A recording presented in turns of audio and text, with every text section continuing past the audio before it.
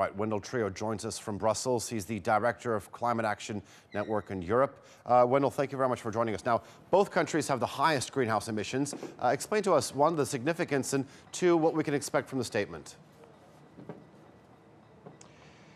Well, the significance is enormous, obviously, because these are the two biggest emitters, but it's also two countries that have in the past been very reluctant to come to a global agreement on climate change. And so the change in attitude of both President Xi and President Obama is really to be welcomed. So I think it's very important that they make this progress.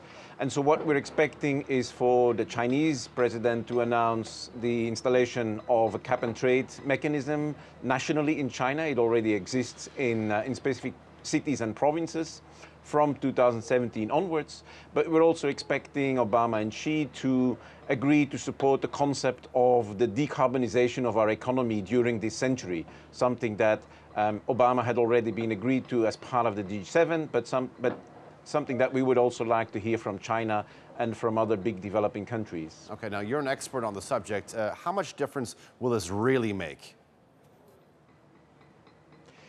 Well, it's clear that having support from the two biggest emitters will make an impact on the other negotiating groups in the international climate negotiations.